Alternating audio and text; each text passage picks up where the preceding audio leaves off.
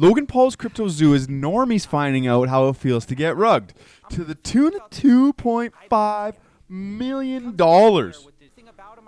Let this kind of be a lesson to anybody that's looking to get into an NFT project.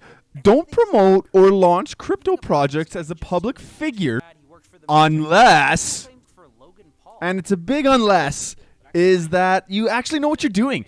You know, this is a story of someone trying to cash out on the NFT mania, or, you know, even more specifically, the play-to-earn mania that was in 2021, 2022, but having absolutely no idea what he's doing. So invest in teams with track records, not just popularity. It's important. CryptoZoo.co. I am so excited about this project. It's so fun. It's a really fun game that makes you money. Let's go to their website. Builders build. CryptoZoo is undergoing infrastructure. So what happened here? This is Logan Paul's CryptoZoo. 2.5 million was basically rugged. You can kind of see it here. This is your telltale sign of a shitcoin. Started off pretty high. Everything went low. Listen, there's a lot of drama here. I'm going to get into that in a little bit. But first, what was the mechanics of this? We'll see it here. This is Coffeezilla's video series. It's garnered quite a bit of attention. He's done pretty good work on this investigation.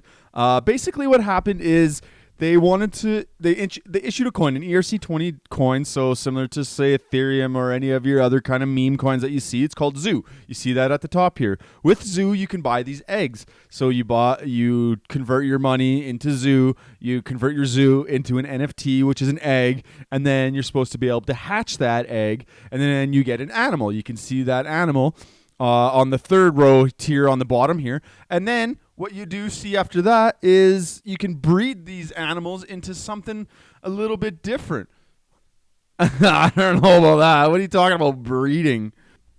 Listen, the breeding's pretty dumb. You're going to breed a lion with, I guess, another lion, but there was some, like, you can breed a shark with an elephant and make a Ella shark or some shit. Like, what are you going on about? Listen, though, remember back in 2021, we got to remember that this was a time when people were making $10,000 a day off of these play-to-earn games, which is just the big Ponzi. If you don't have new money coming in, you don't have a game. It's a play-to-earn. Unless they have advertising revenue or subscription revenue, there's no money coming in. Listen, I played a lot of these back in 2021, and the whole essence was to be the first one in. You know, if you're in day one, you make the big money, and then it just tailwind down, just like the price of the coin here. If you're up here, you're making money because you're just taking that money out and transferring it to ETH or USDC. I played this one for a little while. I made my money back on it, and that was it. Just because I knew it. Get in, get out. Unfortunately, with this heaping pile of shit, you get in, you can't even do anything. One thing that Coffeezilla did notice, and you know, there's a lot of. It's a tough thing when you're famous like Logan Paul, and you're doing all these crazy things and saying these crazy things live. Basically, he said that all this stuff was like handwritten. All these codes were handwritten. All the art was hand done. However, they did find that the contract, so the thing that makes your Zoo coin, is basically the exact same as this Floki Shib X. Floki Shib X was on a shit coin that was on the Binance Smart Chain, so we track some of that sometimes. But this one was a long time ago before I was doing anything. But a lot of those ones you have to worry because they're honeypots or they don't renounce the contracts. They're very technical stuff, so I think there was a little bit of sketchiness there. When asked, Coffeezilla interviewed some of the investors into CryptoZoo, and what he found, which is actually pretty good, toast to him for interviewing these guys. There might be some holes in his investigation, but it's pretty good. But he basically asked them, like, okay, once the project launched, you had your egg, what can you do? Can you get your yield out? Because you're supposed to get, you know, a bunch of coins from your egg or however it's supposed to work. And CryptoZoo, how much he made, and if the passive yield worked. Did the passive? Oh, it never did from the beginning. It wasn't even written into the contract where. It wasn't even written. The code wasn't even done, and he launched it. You know, we're seeing that a lot right now with some projects that they're delaying their launch. We've seen it with ApeCoin. We're seeing it with some DGod stuff. We're seeing it with all the big brands out there because we know you have to be perfect if you want it to work out good. That's the only thing. There's no other way about it. If you want to take some lessons, make sure your shit's tight.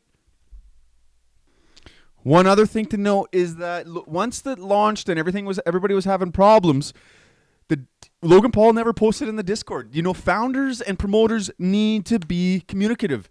The only people that maybe can get by without being that communicative is Doodles, and that's a kind of long-standing joke, but those guys are doing work. But every other founder out there, man, you got to be active on the Twitter, you got to be active on the timeline, you got to be on Spaces, you got to be doing stuff. But basically, they went quiet. Now it's important. These are all the telltale signs of you're getting rugged. Unsucks that people lose money, and I feel for them. I've been in that situation. I've put some decent money into a rug, and she gone. You know, website doesn't even work anymore. You have to interact with the contract, and assets are worth a zip. You take your lumps, call it tuition. Look at here. But then Logan Paul, he plays victim card. It's sad because of what I just said. There's so much going on behind the so scenes. much Like, shit. Doug, I'm not the bad guy here. I'm not the fucking bad guy. There's some actual out there. Yeah. And That's true, but it's your responsibility to vet them. You're promoting that shit. Yeah, it sucks. It's tough, man. It's tough to come back, especially in a space like this. And then, the story gets thicker. We'll maybe do a part 2 if people are interested. Let me know in the comments if that's what you like. But, you know, the coder actually ended up taking the code that was written for CryptoZoo and fled to Switzerland for $1 million ransom. So and it was kind of weird, you know. Coffeezilla, I got most of my information from Coffeezilla because, man, that guy is bang on his investigation. Maybe a little biased, but he actually interviewed them, and he said that, hey, none of the coders got paid. There was a team of like 30 people spending $50,000 a week, which seems low. Must have been outsourcing some of that, but he never got paid, and he was owed $1 million. So they took off to Switzerland, and that's where they took the code and asked for $1 million ransom. However, he did dig in a little bit here, saying that the developer you see over here, kind of underneath my my video, he didn't have any written contracts. It was all verbal agreements. Boys, what are you doing? But the story gets thicker because there's a guy named Eddie Ibanez. Logan Paul, Coffeezilla goes into it a little bit more later and talking about that there's this fake guy out there running around apparently fleecing famous and rich people in churches and shit like that. And that's what he does. He builds this big profile up, talks about getting all this stuff done, and rugged. It sucks, man. The crypto space is a wild space. You just got to be careful. You got to make sure you have a cold wallet. Even start doing multi-sigs. Maybe I'll do a video on that later because, you know, we see things like NFT God. Yeah, we see people like NFT God here getting hacked for a lot of money. Listen, there's no two ways around it. When your money's out of your wallet because of something happened, it's gone. It's a terrible feeling. I know the feeling.